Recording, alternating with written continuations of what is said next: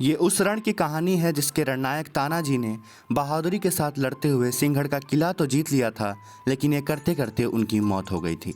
जब शिवाजी को अपने योद्धा की मौत के बारे में पता चला तो उन्होंने कहा, गढ़ आला पन सिंह गेला, यानी किला तो जीत लिया लेकिन अपना शेर खो दिया। ये कहानी उस दौर से शुरू होती है जब सिंहगढ़ का नाम कोंधाना हुआ करता था। लगभग 750 मीटर की ऊंचाई पर बने किले पर एक राजपूत कमांडर उदयभान का राज हुआ करता था।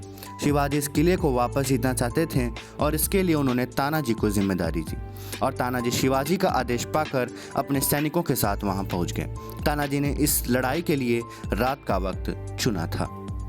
उस रात को तानाजी अपने सैनिकों के साथ किले के नीचे इकट्ठे हुए। किले की दीवारें इतनी ऊंची थीं कि उन पर आसानी से चढ़ना मुमकिन नहीं था। चढ़ाई बिल्कुल सीधी थी।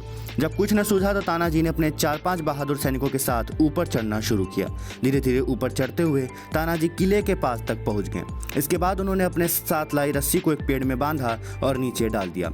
इसके बाद दूसरे सैनिक भी ऊपर किले तक पहुंच सके। कहा जाता है कि जब शिवाजी की ओर से इस किले को फतह करने का आदेश मिला तब तानाजी अपने बेटे की शादी में व्यस्त थे, लेकिन ये आदेश पाते ही तानाजी ने कहा कि अब पहले किला लेंगे तब शादी की बात होगी।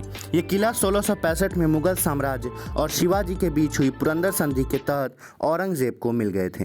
इसके साथ ही इसके जैसे 23 दूसरे किले भी मुगलों को मिल गए थे। 1665 की संधि के बाद शिवाजी औरंगजेब से मिलने आगरा गए, लेकिन जब उन्हें वहां बंदी बना लिया गया तो शिवाजी किसी तरह से आगरा से भागकर महाराष्ट्र पहुंचे और उन्होंने पुरंदर संधि को दिया और अपने सभी 23 किलों को वापस हासिल करने की प्रक्रिया शुरू की। रणनीतिक रूप से ये एक बहुत ही महत्वपूर्ण किला था।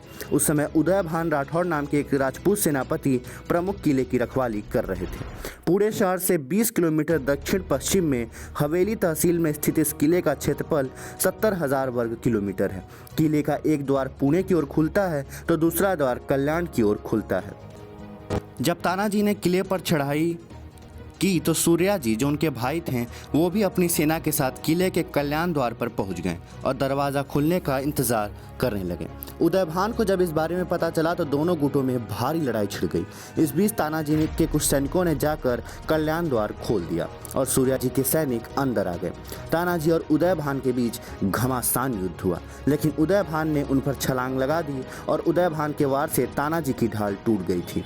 लेकिन इसके बाद भी दोनों एक दूसरे से लड़ते रहे और आखिर में वहीं पर दोनों की मौत हो गई। तानाजी को मरता देख मराठा सैनिक इधर उधर भागने लगे। इस बीच सूर्या जी वहां पहुंचे और उन्होंने जमीन पर तानाजी को गिरा हुआ पाया। इसके बाद जब सूर्या जी ने सैनिकों को भागता हुआ देखा तो उन्होंने सैनिकों से कहा कि तुम्हारे सेनापति लड़ते लड़ते मरे हैं और तुम भाग रहे हो। मैंने नीचे उतरने की रस्सी काट दी है, अब या तो किले से कूदकर जान दो या अपने शत्रुओं पर खुलकर प्रहार करो। ये सुनते ही सारे सैनिकों के अंदर जान सी आ गई और आखिरकार मराठाओं ने मुगलों को हरा दिया और कोंधा का किला शिवाजी के हाथ में एक बार फिर से चला गया।